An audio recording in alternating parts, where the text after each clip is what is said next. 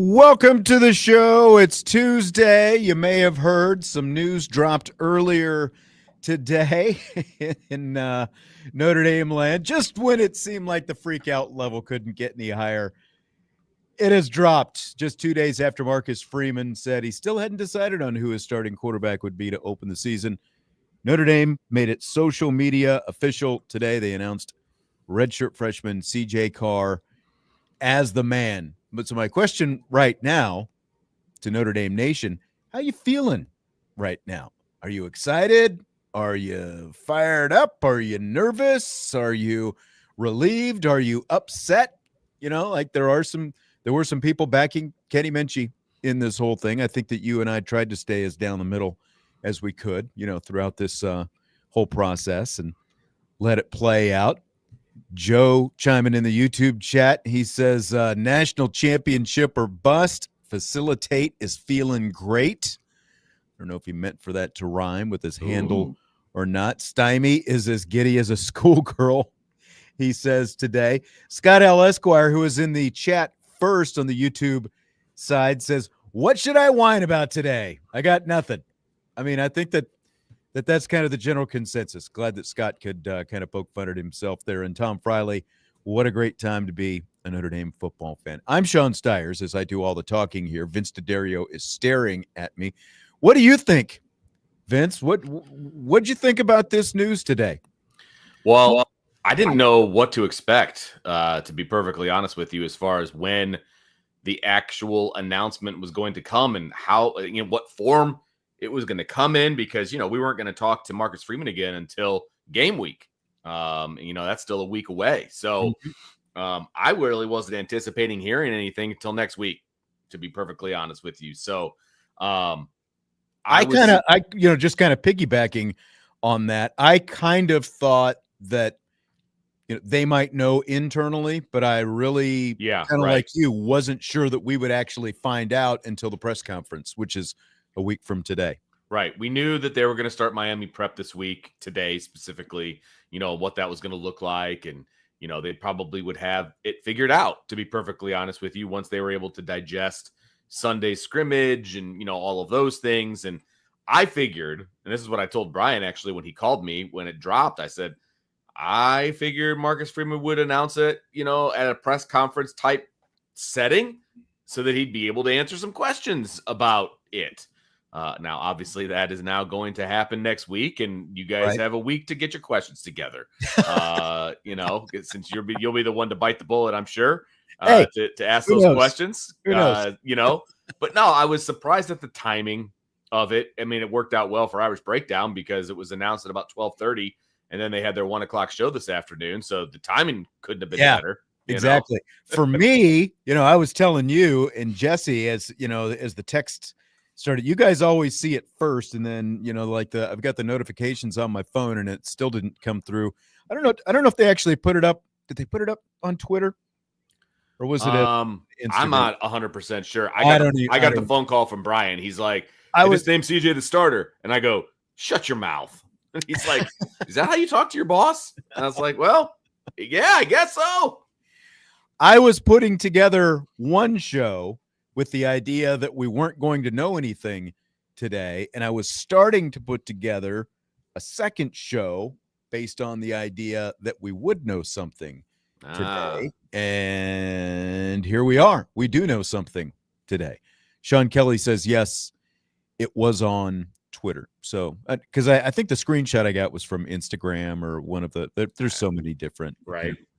Sean Kelly also said he thinks that Freeman listened to Jesse. Jesse got a little emotional yesterday. Did he really? Who he thought it should be. And wow. In that whole. There are very few things I'm certain about in this world. One of them is Freeman's not listening to Jesse. No. He's not listening to me. Correct. He's not listening to you. Correct. Those are things I'm really sure about. Correct. On all counts. All counts correct. Sean Kelly also in the YouTube chat says, I feel great, but how do you guys feel? Don't have to answer any more questions daily. I mean, think about this. This is a process that began literally as soon as the national championship game was over last year. Who's it going to be this year? And we went into spring with a 3-man battle.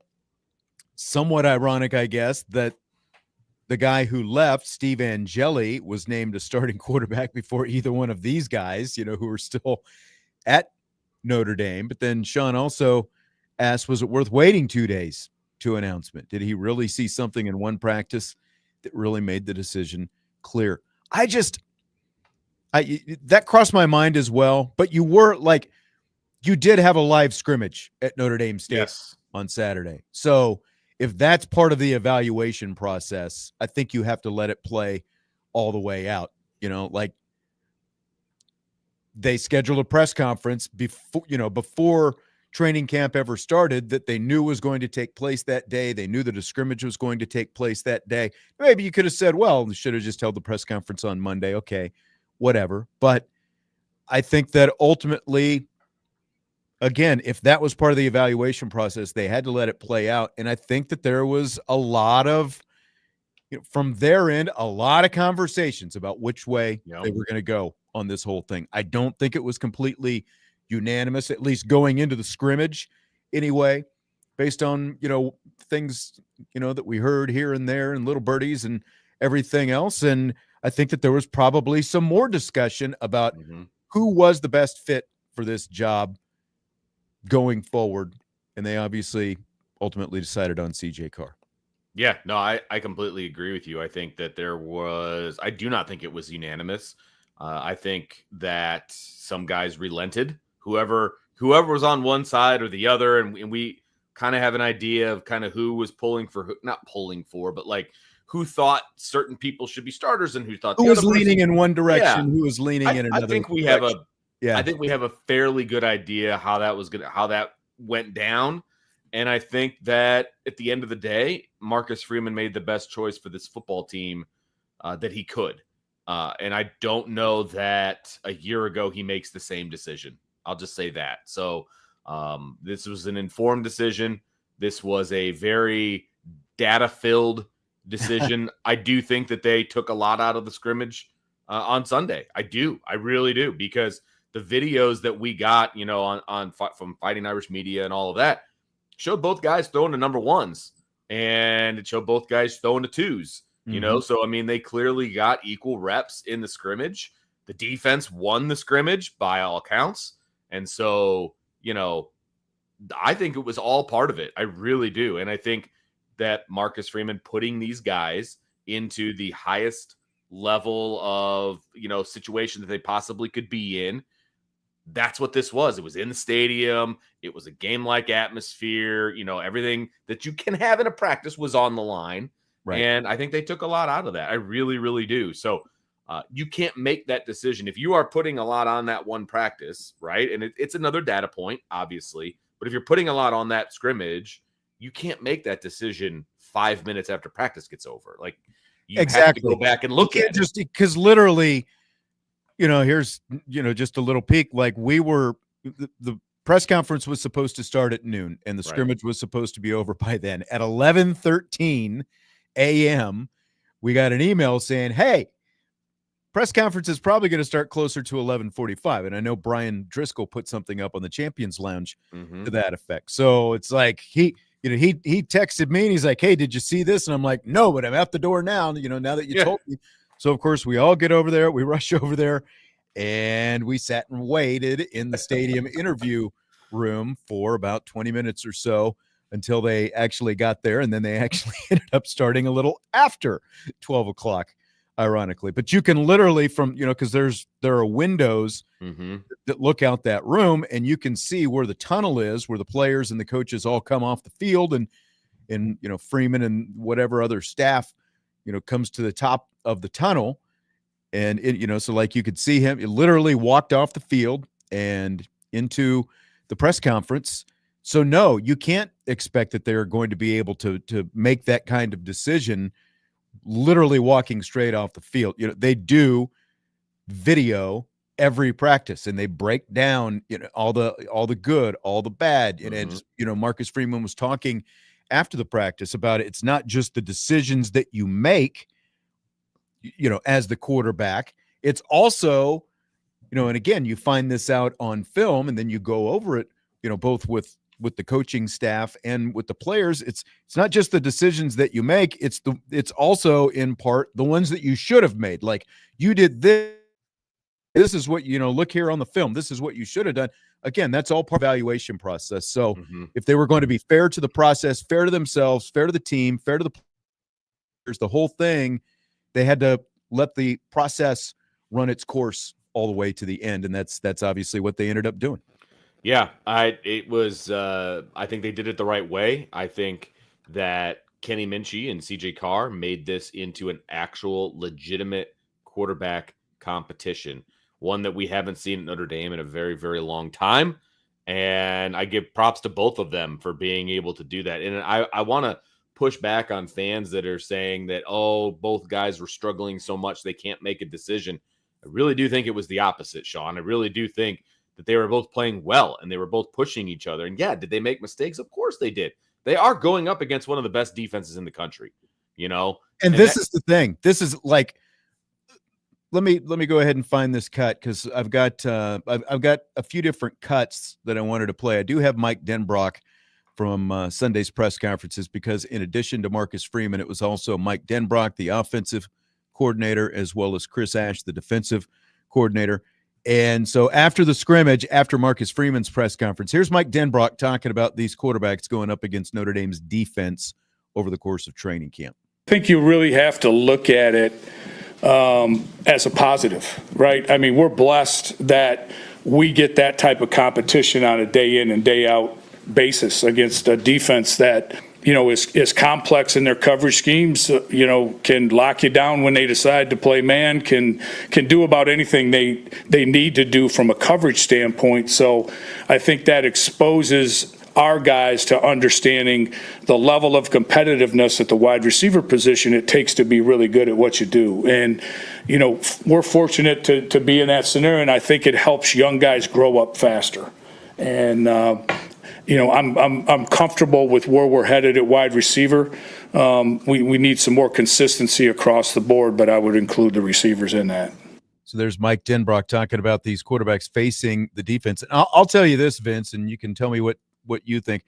I don't think that CJ Carr or, Kenny Minchie, assuming that Kenny sees the field, but let's go, CJ Carr for right now, since he is the starting quarterback.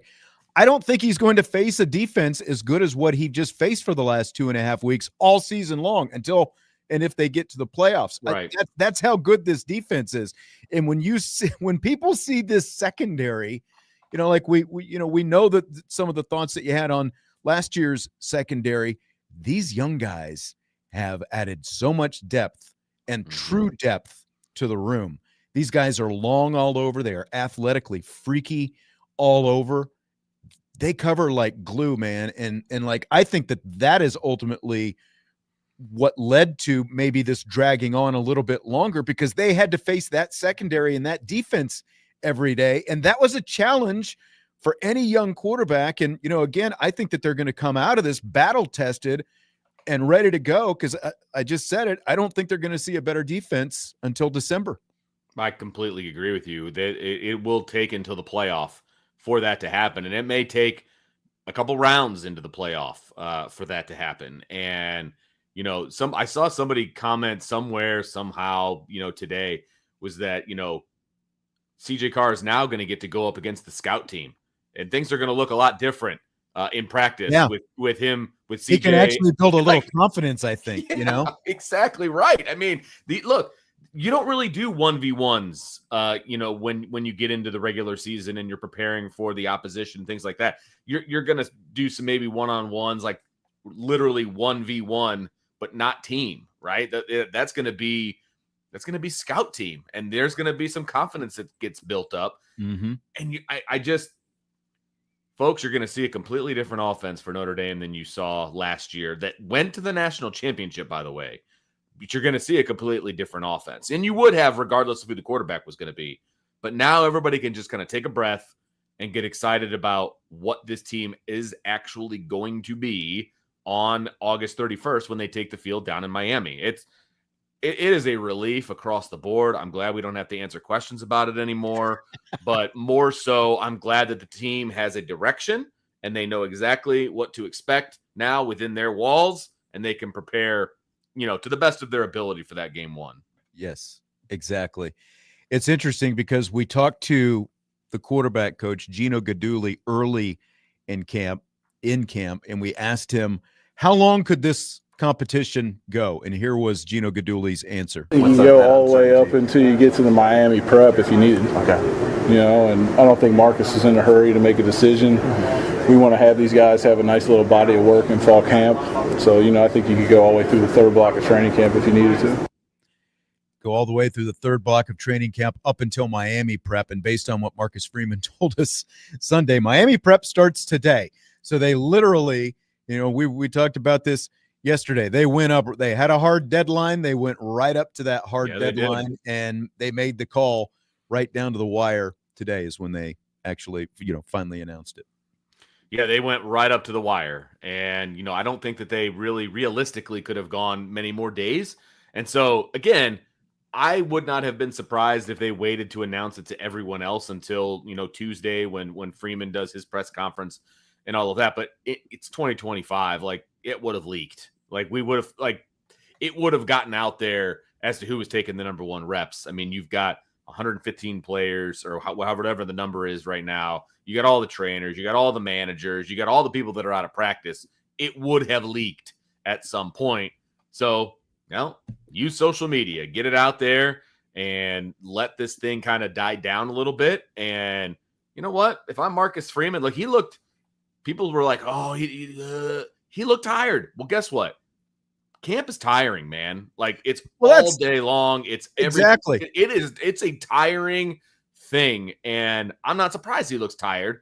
And now he gets a week where he doesn't have to worry about the quarterback situation, and he can come into the press conference next week kind of, ready and raring to go and answer those questions, as opposed to just getting beat down, kind of is what it felt like the other day. Well, but, again, he also just walked out off the field after a live scrimmage where they're evaluating not just the court. Like, to me, he just kind of looked like, like if you win a game, he's obviously going to have a little bit different, demeanor. There wasn't an actual W or an L out there. The defense technically won it, but from a team standpoint, there wasn't a win or a loss. To me, he just, kind of looked as, like the same kind of general temperament, I think, as if he had just walked off the field after a game. And when you add on what you're talking about, again, it had been 2.5 weeks, and you're out there for hours, and then you're going through film, and you're having all these different meetings and everything else. That does take a cum effect. And look, there's not much break now, because now it's on to Miami, and you're on to Miami prep now. Yeah, I think the pressure is off a little bit now. I mean, of course, look, you're the head coach at Notre Dame. There's always going to be pressure, literally, with everything that you do. And he's the head coach of a very, very good football team. But he doesn't have the looming, rain cloud over his head about who the starting quarterback is going to be. And so I do think that that's going to be a little bit of weight off of his shoulders. And now they can just focus on Miami and get to it. You know what I mean? I think you'll sleep better at all tonight, or is now just, every thought about Miami? Now there's just new thoughts. Like, there's new worries. Like, he's replaced the old worry with new worries. But I almost guarantee you he will be in much better spirits once they get to next Tuesday and we see him again in another news conference. You know what I mean? Because the players are going to start going to class. And so it's just going to be it's a different mindset when you get to game week and you get to just kind of getting back into the swing of thing. Right now, it is football from the time they wake up in the morning and to the time they go to bed at night. And it's exhausting, right? And I'm experiencing it as a dad from the D2 level, let alone at the Notre Dame level. You know what I mean? So It's exhausting. It is. Somebody mentioned the other day, I can't remember if it was Freeman or Denbrock. I think it was Freeman, something about, within the, NCAA allotted time that they have and that kind of stuff. Now, remember, there is more time during camp because they're not in class yet. So you don't have the same restrictions. Right. Once class starts, the restrictions get different during the week. So there is a lot more open time. I mean, that's why guys like Will Pauling were able to work their way into the Goog at 5:30 in the morning and whatever it was 100% over there.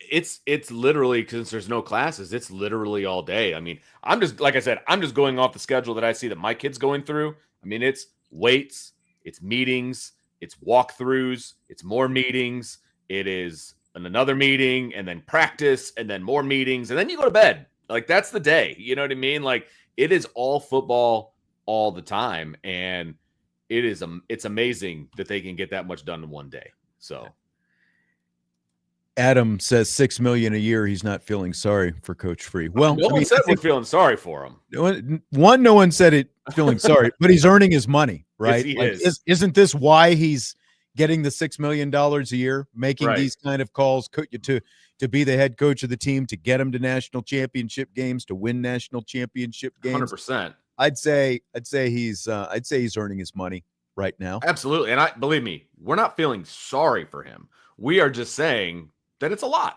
right? I mean, and that's why he looked maybe a little bit, he wasn't his normal bubbly self, you know what I mean, at the press conference. That's all. Nobody feels sorry for him. That's his job, and he loves it, and we love having him there. It's just, it's a lot. There's just a lot going on right now. CJ Carr, Notre Dame starting quarterback. Notre Dame made the announcement today. We're going to continue talking about it after we take a timeout with Vince D'Addario, Sean Stiers, and we'll be back with more. We've got some more comments for Marcus Freeman, Mike Denbrock, Gino Guidugli as well on the way.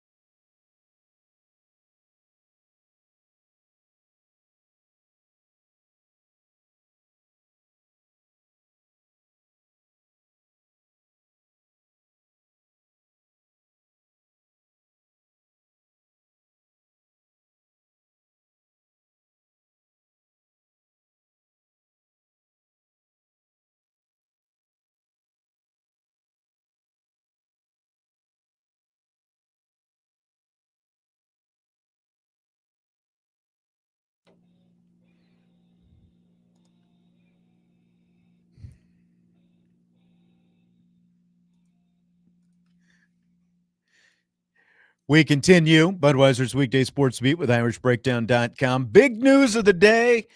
CJ Carr named Notre Dame's starting quarterback, along with Vince D'Addario. I'm Sean Stiers as we continue the conversation, talking about the big news today. We've got some comments in the good old YouTube chat. Carlos Garza says, with this decision, does that get rid of any and all BKPTSD?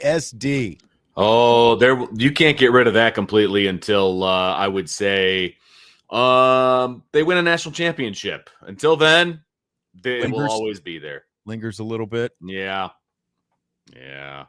Daniel says he's excited that Notre Dame finally has a quarterback who can push the ball down the field. Like when you look at this, what do you think it came down to, Vince? The decision? Yeah. You know what? CJ Carr. From what I could tell, I would say it came down to what the offense looks like under each guy. Are they, who's pushing the ball down the field a little better?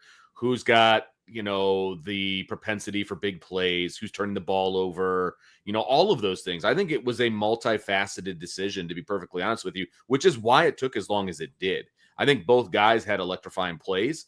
I think, Kenny made some plays with his legs. I think he made plays with his arm. And I think the same thing about CJ, to be perfectly honest with you. And so I think there were days where everybody was on the CJ train, and I think there were days where everybody was on the Kenny train. Yeah, I do think it went back and forth. I really, really do. At the end of the day, once you compile everything, I think CJ was probably a little bit ahead of Kenny, and I also think that CJ went into the fall a little bit ahead of Kenny, and I think Kenny probably would have had to do a little bit more maybe to jump over. And maybe he wasn't able to just get that little bit extra. But I do think it went down to the wire because we both know. It obviously went down to the wire. We know that there were coaches on both sides, and there was some pretty serious discussion, and somebody had to give in a little bit in order to make a decision. I think so as well. I think it's very interesting as to who gave in a little bit, at least my perceived as to who gave in. But at the end of the day, it is Marcus Freeman's decision. He's the head coach. But I absolutely think he took the opinions of everybody that was involved. It's interesting that you said that. You led me right into this next cut. We played it yesterday, but I thought it was worth playing again today about who the decision ultimately came down to. In a lot of decisions I make, I involve people. I believe we have the best staff in America, and so how do you not take some of their opinions into account? Like we'll talk, and at the end of the day, I have to make a decision, and it will be my decision. Right? I'm not passing this along on anybody else. I have to make a decision, but I will take into account like I do all my decisions, the coaches, and then we'll tell the players, and we'll move forward. And they have obviously now told the players. That was Sunday, Marcus Freeman's press conference. We touched on this yesterday, Vince. Some people kind of took issue with the fact that a coach with a defensive background should be the one to call this shot. I mean, you've been a head coach at different levels. Like Marcus Freeman is sitting there saying, I'm the one who's got to make the call on this. What do you think? Yeah, I think that heavy is the head that wears the crown, right? I mean, at the end of the day, it does come down. That check that he's making that we were talking about earlier. Yeah, it does come down to the head coach. But I think a good head coach isn't making unilateral decisions when it comes to this stuff. And I really believe Mike Denbrock had a huge say. I think Gino Guidugli had a huge say. Yep. I think he probably talked to the defensive coaches too about what they saw when they were going up against, both Kenny and CJ. So I do think that this was a group decision. I really do think that. And I still think walking out of that room, it was not 100% as far as, everybody's with CJ. I really don't think that, but I think it was everybody agreed, okay, we're going to make this decision and move forward as a team. I do think that, because there is a difference, right? There's a difference. And this was very close. Again, like the head coach, you take the input, but he still has to make the call. So he can sit there and and talk with Mike Denbrock. They've got a great relationship, obviously, and they can go back and forth on some different things. Gino Guidugli as well, part of that mix, like he has to make the call, though, because he is the head coach. At the end of the day, the head coach is responsible for everything. If things go wrong with this or with anything else, it's the head coach who's going to get the blame for it, not the offensive coordinator, not the quarterback coach. Like, it's the head coach who that's just the way it goes. As you said, heavy is the head that wears the crown. It's his job to make the tough decisions. The assistants give their input, but once the decision is made, it's the assistant's job to then do their job with whatever the personnel that they're given. That's, that's just the way it works, No one in the YouTube chat says, I still say this was done weeks ago. I disagree with that. And based on everything that we've seen and heard, Kenny Minchie made a true contest out of this because as Vince said, I do think that CJ Carr was the front runner coming out of the spring. And I do think he was the front runner coming into the fall, but Kenny Minchie, to his credit, made this a really tough choice for Marcus Freeman and the staff. And again, the defense played a part in that as well, because there were turnovers. Like, we saw that on day one. We saw the interceptions, and CJ Carr had more of them. And it's, those weren't the only interceptions that he threw, day one, that those weren't the only interceptions that he threw. There were more. And I think that if there was some pause, that was a big factor in it, in terms of, Marcus Freeman has talked about it. Mike Denbrock is talking about it consistency, who takes care of the ball better. And so I think that if there was any pause on CJ Carr, it's because of some of those things that they saw during camp. Well, and it's funny because, look, we saw video from Sunday. Both guys were working with the ones. If you knew weeks ago who your starting quarterback is, why would you waste your time having another guy work with the ones? You wouldn't do that. You wouldn't push it all the way, because again, if this was really decided weeks ago, we've seen this is the first quarterback competition that Notre Dame has had that has gone to this point. Most of them, especially all of them under Marcus Freeman, have been declared within the first week of camp before today. Yep. And even under Brian Kelly, there were some times where it was done relatively quickly. This was not that. It went right down to the wire, and you're not going to play the game. You're not going to keep it. If there was a clear winner, you just name that guy and you get on with it. And that guy is getting more reps, more snaps, over the course of camp. Because again, both of these guys, neither one of them has a career start, so both of them need as many snaps as they can get. So you weren't going to waste those snaps just to give it, some lip service, saying this is a competition that's still going on. You weren't trying to save anybody's feelings. This is the whole process is about what's best for the team. And they felt that it needed to go on as long as it did, because there wasn't a clear guy at the top until today. Yeah, it was a legitimate competition the entire way through. And there were people, as late as last night, that were very much Kenny should be the starter. And there were guys that it was literally, it came down to the final thing. And so I will always believe that it was a competition. I will always believe, that it went down to the wire. And I will always believe that there were coaches on both sides, and they compromised. There was some compromise that went down when they finally decided to make this decision. Now, I do believe the decision needed to be made right about now, right? Because of Miami prep and all of those different things. Absolutely. Exactly. But I think they probably pulled everybody into the room, everybody meaning the coaches, and they're like, okay, guys, we're not leaving this room until we make a decision. We're going to figure this out. Like pound the table and tell me why you think what you think. And then I, Marcus Freeman, will make a decision.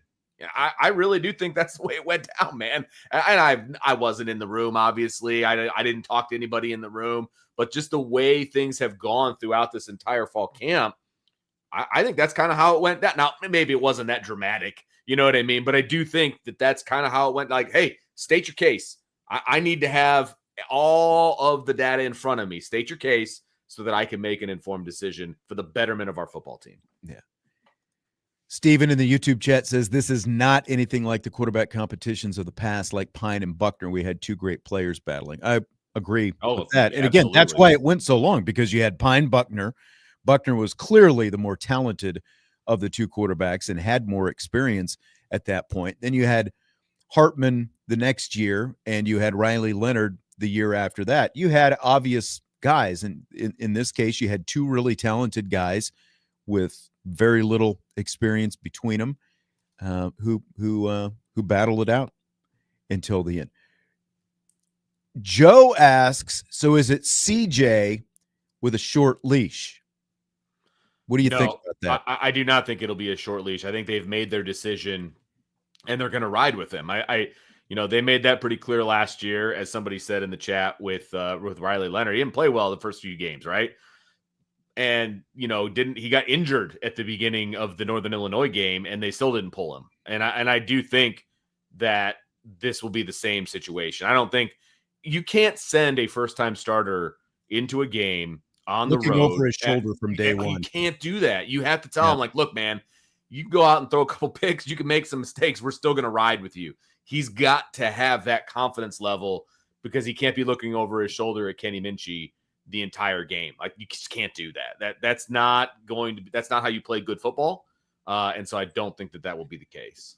Our old friend, nemesis, whatever you want to refer to him, whichever perspective you had, he said some people said the other guy is better than CJ. Yeah, that's because there wasn't a complete 100% consensus. They went to this point in training camp because the competition was close.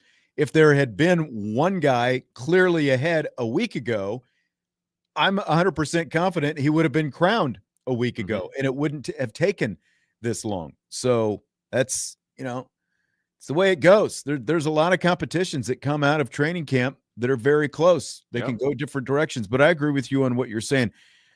Whoever the winner of this was, a short leash was not going to be the recipe for success for either one of them, because they're young, they're inexperienced, they're both really talented, but at the end of the day, they are inexperienced, and you can't send them on the field to have them looking over their shoulder. Speaking of which, Mike Denbrock asked about the prospects of a quarterback rotation at the press conference Sunday, because this thing has been so close. I think more than anything, I think we want to have some continuity to what we're doing. We want to have some consistency to what we're doing.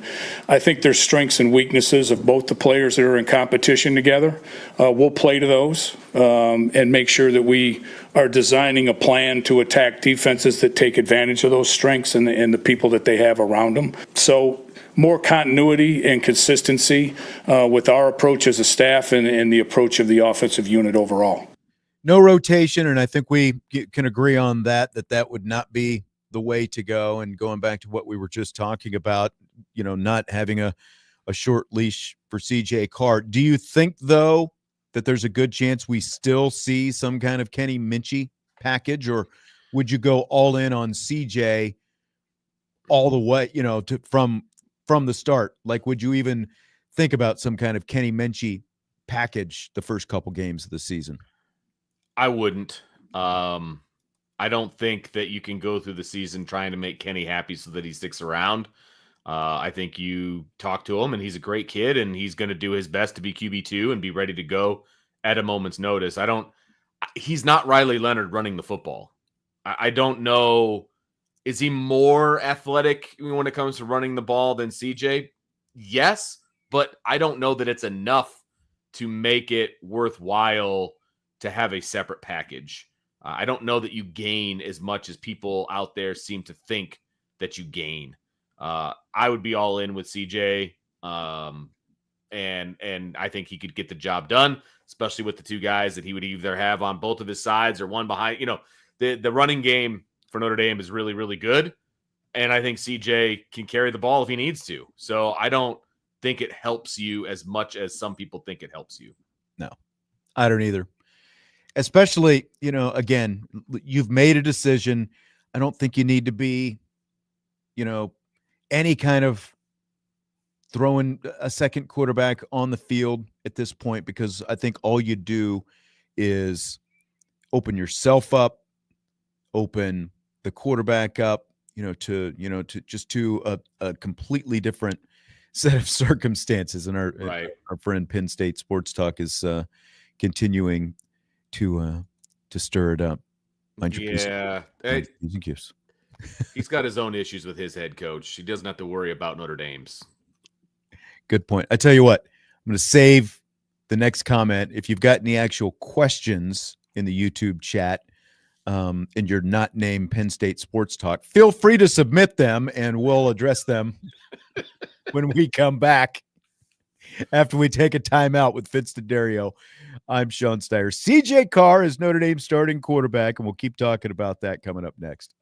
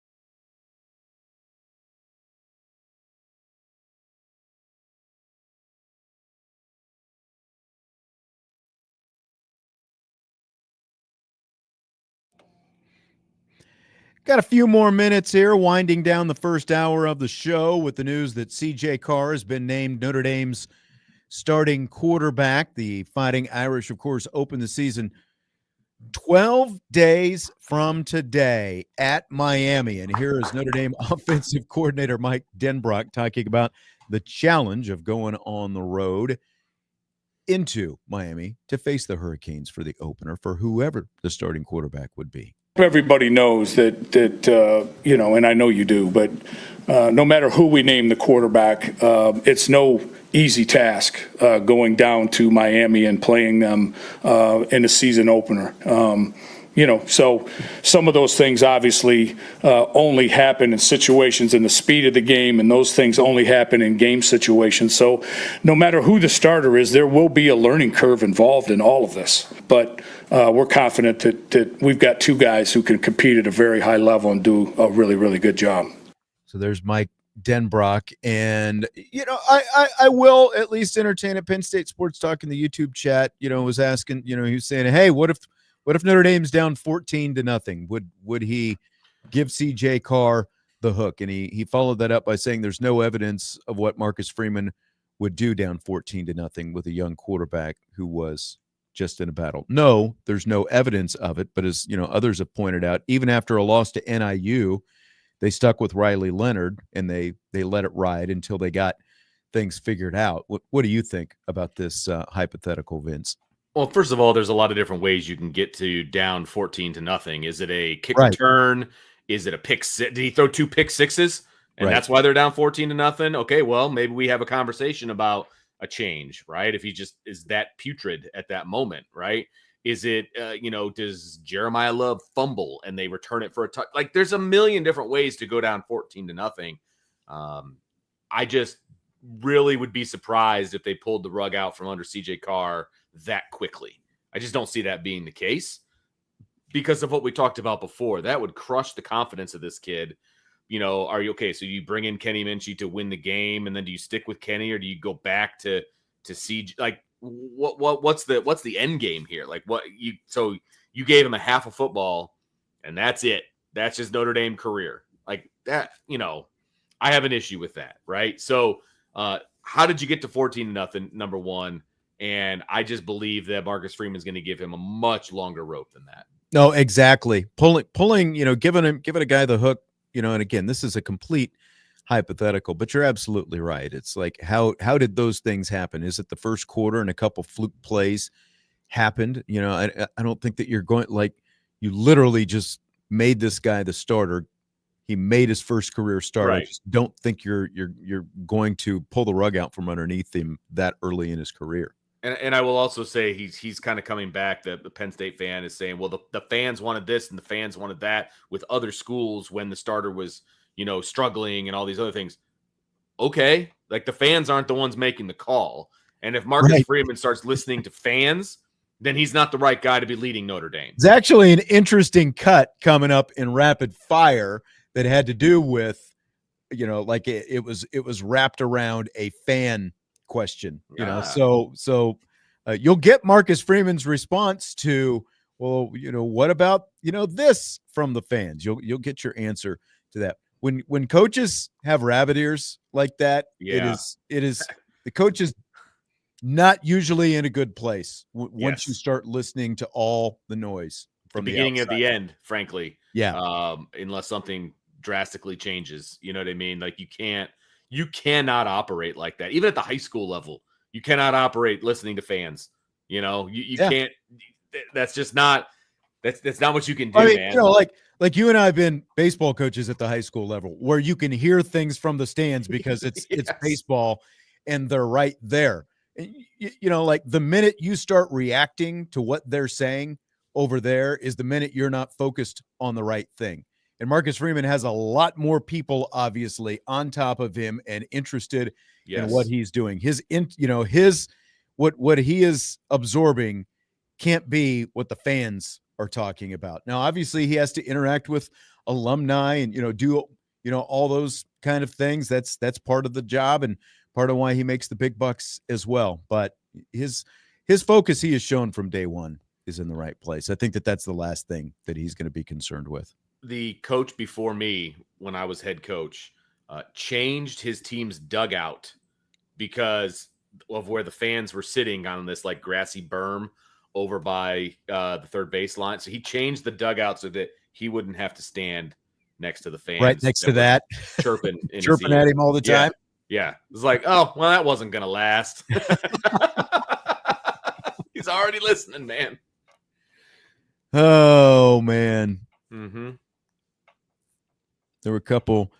Sean in the YouTube chat, great name, by the way, says, when will we hear from Marcus Freeman again? 1 week from today. Yes. As we know, for the last few years, Marcus Freeman's weekly press conferences leading up to a game are usually on Mondays. But because Notre Dame and Miami is a Sunday game, they have shifted their game week schedule up a day. So all their media stuff is going to be a day behind when it usually is. So we will hear from Marcus Freeman. His press conference will be at 12:30 p.m. 1 week from today. And then he usually does a Zoom call with the media on Thursdays. And that call is going to be on Friday next week. Again, because of the fact that the game is on Sunday, the 31st, instead of a Saturday. So Marcus Freeman's next press conference will be 1 week from today, and we'll get a chance to ask him, okay, why CJ Carr and whatever else. There's some other interesting things as well. I think probably the next two biggest questions are who's going to be the right guard, yes, and who's going to play safety, yes, next to Adon Schuler. One of those things will definitely, I think, will we hear some of that? I can't remember. I put two different shows together, so I'm trying to remember what I've got coming up in Rapid Fire. I tell you what, there will definitely be more quarterback talk in Rapid Fire, and there will definitely be a comment from Mike Denbrock about Elijah Burris, and there will definitely be a Marcus Freeman comment about some young guys in the secondary. How about that? There's also a question about Penn State, so a certain someone should stick around. Is there? Ooh, man, juicy. That's all coming up. Second hour, Rapid Fire on Budweiser's Weekday Sports Beat with IrishBreakdown.com.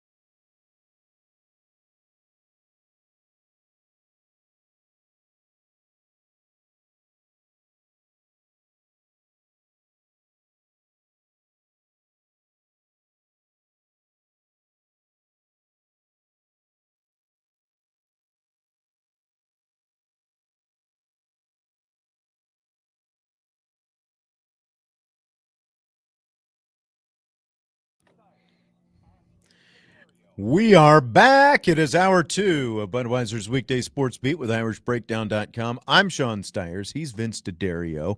The news of the day is that C.J. Carr has been named Notre Dame's starting quarterback after a training camp battle with Kenny Minchey that waged on for 2.5 weeks. And Vince, it is rapid fire time right now. Helps if I unmute myself. Let's go, baby. Let's do it. Let's do it. So, fill in the blank. It's blank that ESPN's Emmanuel Acho says he's not worried about Notre Dame breaking in a new quarterback this season because the defense and running game can carry the load for the Irish. It's questionably well thought out. I do. I mean, look, there is some. Is that what you? There's some truth to what he is saying, right? That Notre Dame can be a good to very good football team, just leaning on the run game and the defense, no doubt about it. And as we have said for years and years and years, Brian, wow, Sean, hello, I know, right? Nice Brian and I have talked about this a bunch, and I know you and I have talked about this a bunch. Is that look, Notre Dame's had great defenses before, elite defenses before, and they've had good running games before, and they've had them at the same time, but they've never had those two things and an elite quarterback to get them over the hump to a national championship. That's why he's correct that they can, that he's not worried about it. Notre Dame can still win 10 games, whatever bar he has set, he's right. Absolutely correct. Right. But if they want to win a national championship, it's about getting that elite quarterback. I think CJ Carr is that quarterback. You pair him with these two things, you have the recipe for a really, really good season. And it's why I don't expect, even though you have a quarterback who can push the ball downfield, and he's going to have to show that he can, complete passes downfield and be effective in certain elements of the passing game. I don't expect Marcus Freeman to come out just winging it with CJ Carr, just like I wouldn't have expected him to come out winging it with Kenny Minchey in career start number 1, because you have arguably the most dynamic running back in the nation, and you've got a great 1A next to him as well, Jeremiah Love and Jadarian Price. You've got a great offensive line, and as we said in the first hour of the show, I don't think that CJ Carr is going to face a better defense than what he faced all training camp long until December, when Notre Dame is in the college football playoff. I don't think that's going to happen. So I think that, like you said, it is very well thought out on Acho's part. You don't have to put the whole thing on the quarterback. You do have a couple of great running backs, a great offensive line, and what should be a great defense as well. So I think it's a really good formula for Notre Dame. Like that's why you can feel confident as Marcus Freeman and Mike Denbrock and Gino Guidugli in the fact that, hey, we've got a young, inexperienced guy, but we've got a lot around him. I wanted to kind of throw some of these questions from the mailbag and the YouTube chat up there because they pertain to the quarterback thing. John B. says, in your opinion, is a real quarterback competition between talented quarterbacks going to be the new normal at Notre Dame going forward? Do I think there's going to be talented quarterbacks at Notre Dame? Yes. Do I think there's going to be a competition every year? No, I don't. Like, for example, CJ Carr is a true sophomore redshirt freshman, right? So he's got at least one more year, which would be 2026, to come back. I do not anticipate him having – I don't anticipate there being a quarterback competition going into 26. He's going to be the heir apparent, the incumbent, all of those different things. So I don't think there's going to be a quarterback competition every year. But I do think there is going to be competition when the job is open between talented quarterbacks. Yes. Right. I think that was more the question. When there are quarterback competitions, yes, you're going to see talented quarterbacks like this. And, that's going to be much more the norm. And this is something Vince and I, talked about when Brian Kelly left. It's been a while since we've talked about this, but there's not, obviously, when you look at the recruiting that they've got, you're not settling for some of the quarterbacks that ultimately they settled for that led to such disparity in the type of talent that they had in the quarterback room. It's going to look a lot different going forward. And when there are quarterback competitions, yes, you're going to see two really talented guys going head to head like this. And it's going to be nothing but good for Notre Dame. Andre says his biggest question has the offensive staff developed these quarterbacks to succeed? In the past, they had problems developing quarterbacks. And on a related note, Matt says, are you more confident in a young guy starting on Freeman than Kelly? Just feels like every player seems much more prepared at each position. Easy to be confident. What do you think about those? I do think that young guys are prepared to play at Notre Dame. I mean, they've been playing freshmen on the offensive line that come to play. They've been playing freshmen in the defensive secondary that come to play. Freshmen are here to play.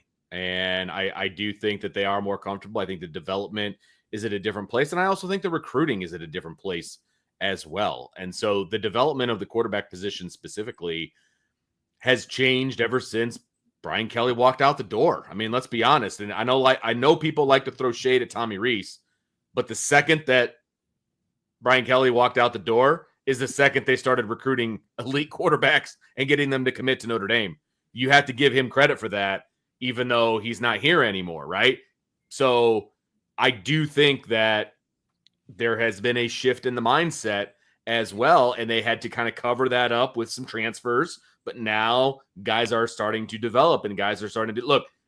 We watched Sam Hartman. We watched Riley Leonard. We watched Jack Cohn. Like, we saw all those guys in person. None of those guys throw the football like Kenny Minchie or CJ Carr. They just don't. They're not as a complete package as both of those guys, which is why it was an elite competition. So, and these guys are the guys that have been developed at Notre Dame. Yeah, and in terms of what the past development of quarterbacks was here at Notre Dame, let's look. Marcus Freeman has had transfer portal quarterbacks the last 2 years. Before that, you had Tyler Buckner and Drew Pine, whom he inherited. And the previous head coach, Brian Kelly, interjected himself into everything regarding the quarterback much differently than Marcus Freeman is. Now, to credit where credit is due for Brian Kelly, that was obviously his background. So he felt like he had a certain level of expertise. Sure. But it was also like they were molded very specifically with the things that Brian Kelly was looking for. And I think that, if you go back deep into Brian Kelly, you never really saw, other than Ian Book maybe, and even you could probably, have a conversation about that. You never saw quarterbacks make huge leaps in development from the start of their career until the end of their career. I think that, that there's probably a case that Ian Book was really kind of the same quarterback that he was when he left is when he was a year one. Now, when he came in that first career start at North Carolina, when Wimbush was injured, like that was his first career start. The next year was where he made a leap. Now, you could see a leap in development there. Agreed. But it was a flat line after that. He was, I mean, there's an argument to be made, and I know Brian has like all this stuff in his brain, which is amazing all by itself. But like, there's an argument to be made. Ian Book was at his best in 2018 when he took over, the starting job, like in week 4 or whatever. Like, he was the best he was ever at that point. And then he just won a bunch of games because why, Sean? They had really good defense and a really good running game. There you go. And that's what got them a bunch of wins, right? They didn't win any success. They didn't win any hardware doing that. You know what I mean? And so Ian Book is who Ian Book was. I mean, he's the all-time winningest, quarterback at Notre Dame. Cool, man. That he will never be able to, that'll always be him, and that's awesome, right? But he's still a 3-star quarterback who did what he needed to do to get those wins. I mean, if you want to look at quarterback development and the offensive coordinator that you have right now. Now, the quarterback coach obviously is going to play into it as well. Different quarterback, but Mike Denbrock obviously at LSU. Jaden Daniels starts his career at Arizona State. Nothing special. Yep. Decent first year at LSU, and obviously skyrockets the next year. And look at the year that he had this past year in the NFL as he continued to elevate after that. That's who, that's who the offensive coordinator is now. And I know that he was here under Brian Kelly, but again, there were restraints on Mike Denbrock when Brian Kelly was here the first time. And he's a lot more autonomous now, one, because of some of the things that he has learned since then, and coming back to Notre Dame now, and 2, because Marcus Freeman, is just much more hands off. Again, he had his input with who was ultimately going to be the starting quarterback, but much more hands off in terms of obviously the actual development of those guys. And that has been a maturation process for Marcus Freeman too. I mean, let's be honest, right? Like, I don't know that this decision is ultimately made maybe in his year 1 or maybe his year 2. Now he's in year 4. I think he has a better perspective of what it is to be a head coach and relying on his really good coordinator on the offensive side of the football to help make that decision. You know what I mean? And who you can trust as well. And I'm not saying that there wasn't, trust before, but like he inherited, some guys. Not every choice was his with how he put together the first staff, obviously, So it looks a lot different now as he's gone on with each year. Everyone on the staff now is 100% guys who he, obviously, I guess the only one, Mike Mickens, was here. But again, they had a relationship going back to Cincinnati. So there was a great relationship there already. Okay, let's go back to Mike Denbrock. Here is what the offensive coordinator says about freshman wide receiver Elijah Burris. Elijah is a freshman who is incredibly frustrating because from a skill level standpoint, he's elite. He understands football. He understands how to break people down in space. But I can't quite get him to learn and master the playbook quite yet, so I can't get him lined up enough as consistently as I need to him actually show the talent that he's got. So there's a lot of good there, a lot of good things, and he's going to be a really good football player for us. A lot of good things. What'd you think about that comment about Elijah Burris there, Vince? Well, it helps me with my prediction of him being an impact player potentially as a freshman because I think he might crack that rotation, Sean. I think that 6th spot is absolutely up for grabs, and I think he's got an opportunity to grab that spot. I think he's got a lot of intangibles. I think he is drinking through the fire hose a little bit when it comes to the playbook and things like that, and I think that was, kind of what Coach Denbrock was saying. But you can't deny the skills, and I don't think you can deny the football IQ as well. It comes by it naturally, obviously, right? But I don't think you can deny it. Yeah. And but like, it's a little bit saying the quiet part out loud, like when he said that, I think it took everybody a little bit off guard. It's like, hey, can we get him to learn the playbook a little bit? But there are still things that you can do with a guy like Elijah Burris with that talent, even if he doesn't know, 100% the playbook. Like Evan Sharpley used to tell me the stories about how when Golden Tate was a freshman and even, like into his sophomore year a little bit, Golden Tate, and look at what Golden Tate became, obviously, like he didn't know the playbook at that point. So what they would do, wherever, whatever sideline Notre Dame was on when Golden Tate would go out on the field, they would line him up closest to the Notre Dame sideline so that the coaching staff could yell to him what he was supposed to do from the sideline. So, like, there's a way to get talent on the field, like you don't have to know 100% everything. The guy has obviously got a lot of talent.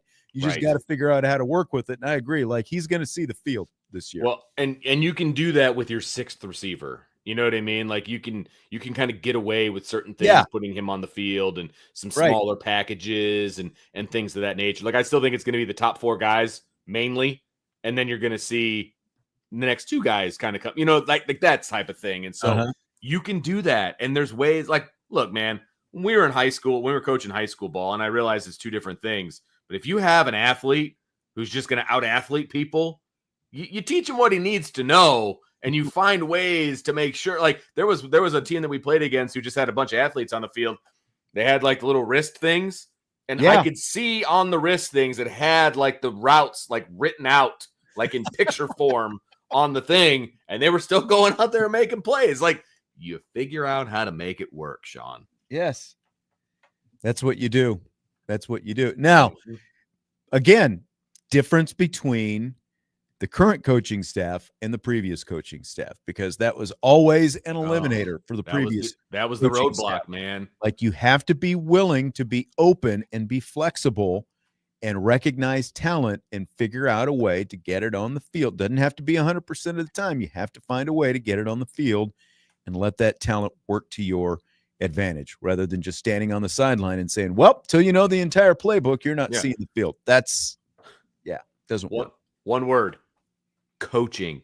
Like that's coaching. You get your best players on the field. Coach them up, coach, man. Coach them up. Figure out a way to coach them up. Like that's your job. I think Brian told a story one time where his head coach kind of came into the room and he's like, you need to get so-and-so on the field. Well, he doesn't know the play. Figure it out. Get him on the field. Like that's what you do. You coach him up to make plays. Yes, exactly. Marcus Freeman was asked at his press conference about what players fans might not be talking about have taken a big leap during camp. Here's the response. I don't know what the fans talk about. I don't. I think, we have 3 freshmen that are going to, doing a good job at corner with Dallas and Mark and Cree. I think they're going to do an excellent job. Ty Washington just trying to tight end. I can go on. I can really list a lot of people that our fans don't know that I expect to do a good job for us this season. All right. So, we talked about this in the first hour of the show. The head coach not paying attention to what the fans are clamoring for. Obviously. Great question. Just a great question. Yes. Like you could have asked gotten the same answer, but asked the question in like a different way. Like, hey, coach, who are some guys that fans are going to be excited to learn about as the season goes on or something along those lines, It's like, I don't know who the fans are talking about. Like, come on, man.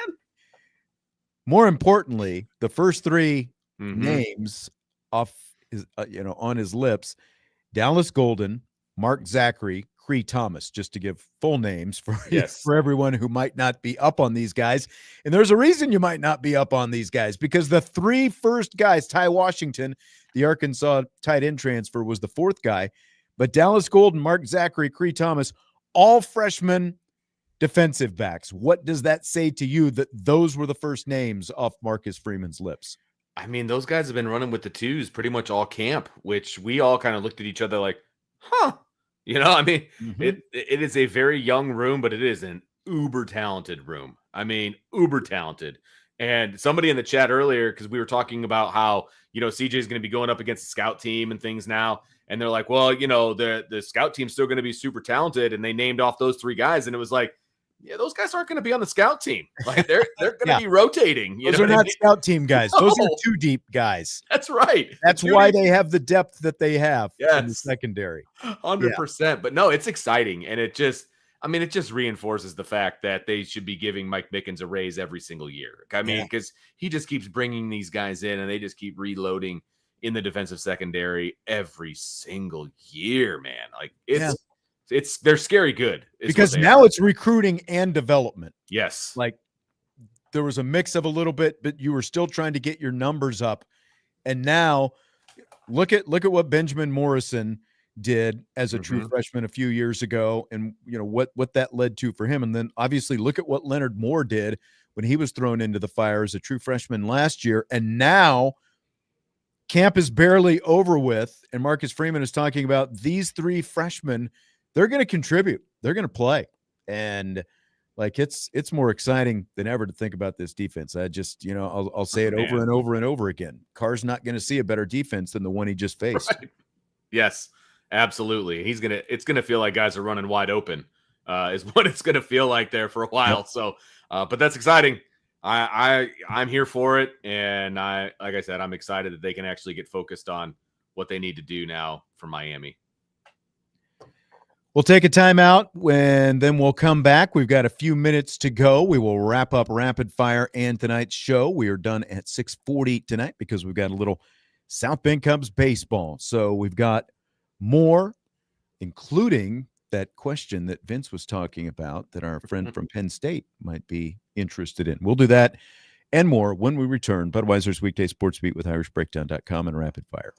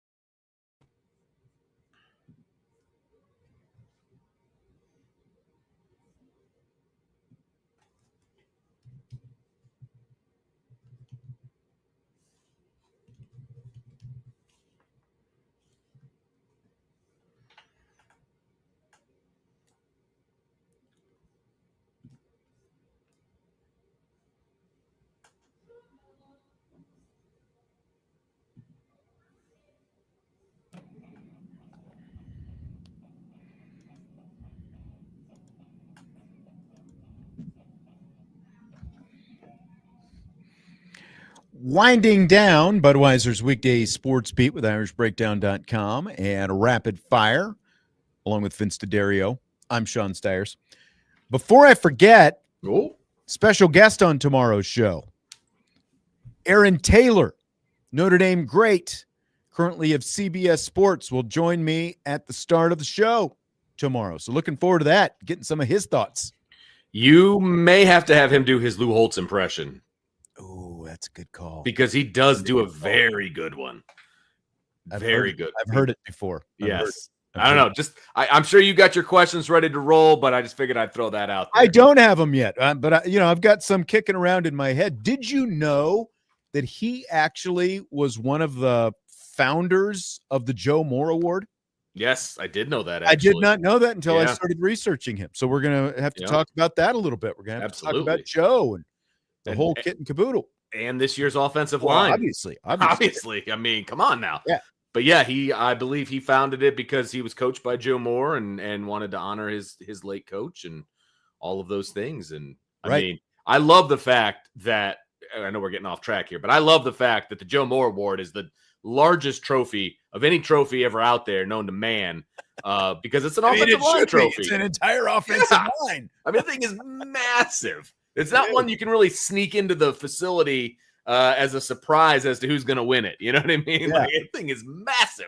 I wonder if you're on the line, obviously the school gets the trophy, but I wonder, do you get like a miniaturized version if you're one of the guys on the line? I wonder how that works. That's a good question. I would want one if I was one, but that's a great question. Right.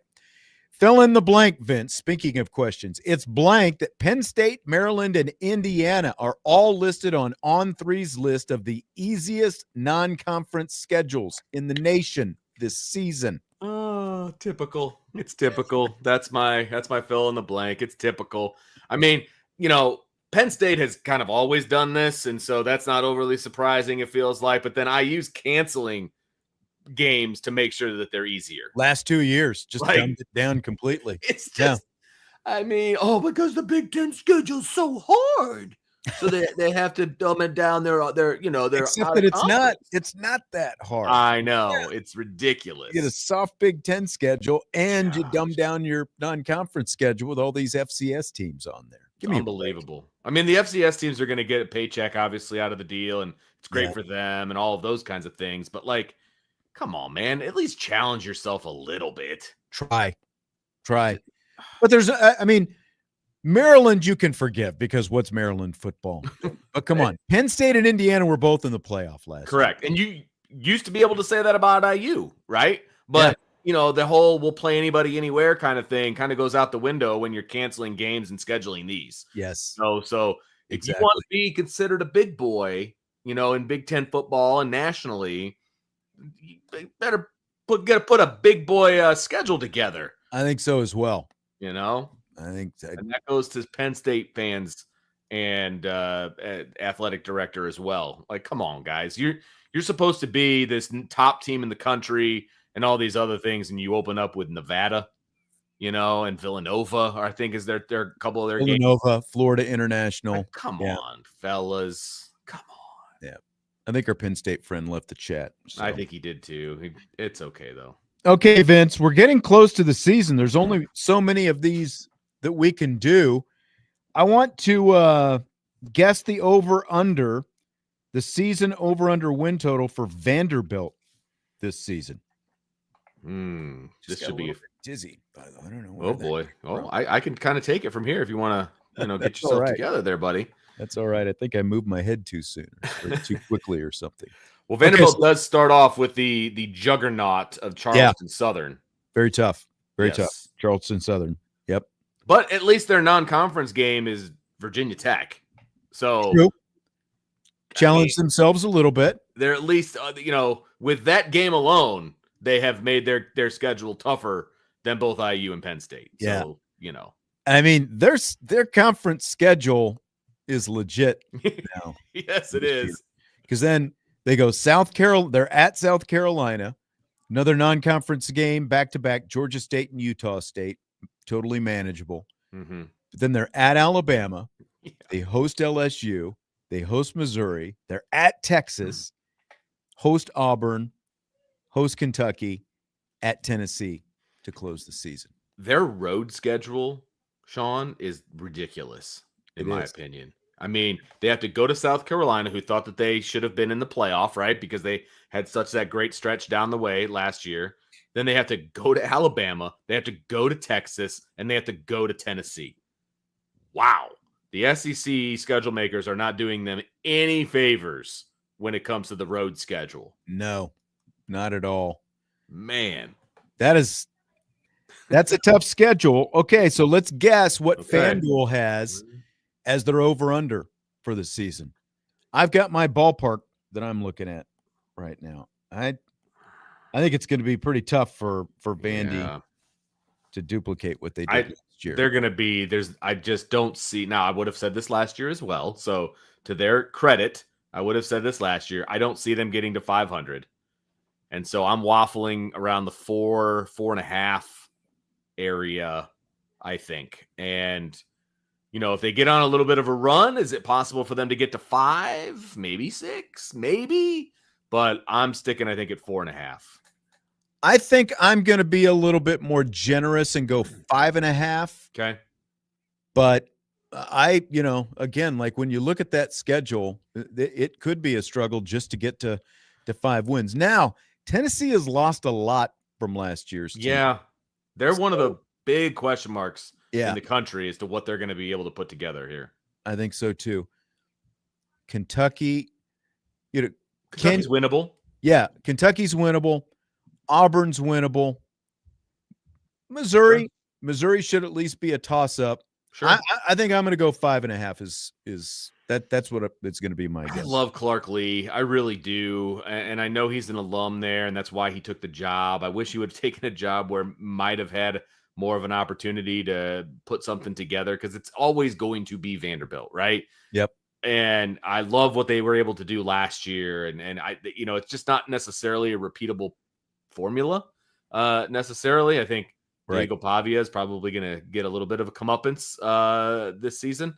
But this is one, I'm going to stick at 4.5, but this is one where I would not be upset if I was wrong. Okay. At all. You're going to stick at 4.5. I'm going to go with 5.5. All right. I think it's got to be one of those two numbers. I can't be at, I don't even think, I think 6.5 is too high. Yeah, so, I do too. Again, we're guessing the FanDuel over-under season win total for the Vanderbilt Commodore football team. Vince is 4.5. I'm 5.5. And the number is, you got it, 4.5. Yeah, baby. You nailed it. I needed a win. You're usually on the high end too. I know. Like I said, I got a lot of respect for what they're doing down in Vanderbilt. There's a former Penn player, Matt Bayless's kid, is down there. Oh, that's right. He's a walk-on running back, I do believe. And so I've got a lot of love for Vanderbilt, but man, is that a tough schedule. And when you lose games like that, if they end up losing those games on the road and things like that, it does make it harder to bounce back. You know what I mean? And win some games that you might have a 50-50 shot of winning, and those home games and things like that. It's just tough. And the thing about Clark Lee, just like what James Franklin did, like James Franklin went down there, won for a little bit at Vanderbilt, and he parlayed it into a place where he could actually go and win some games at a place like Penn State. If Clark Lee puts together back-to-back winning seasons last year and this year, especially with that schedule that we just talked about, he needs to go someplace else. I know, where he can actually win, but I don't know that he will, because he loves Vanderbilt so much because it's his alma mater. Yeah, I don't think he will. I think he'll have every opportunity to do so. He probably, let's be honest, Sean, after last year, he could have gone someplace else. Yeah. I don't know what phone calls his agent was, taking and things of that nature. But after he did what he did last year and got Vanderbilt to win some of those games, how is he not getting offers to go someplace bigger? Has to. If they have a winning record again this year, just a winning, even 500, I think is a success against, again, their over under is 4.5. So if they go 6-6, that's a good season. Absolutely. All right, we'll wrap it up with that. Again, the news of the day, C.J. Carr named Notre Dame starting quarterback today. 12 days to go until the season opener when the Fighting Irish head to Miami. And, of course, all games are right here on sportsradio.com. WSBT. We will take a time out and roll you right into some South Bend Cubs baseball tonight. Vince, enjoyed it as always. I will talk to you tomorrow. Yes, sir.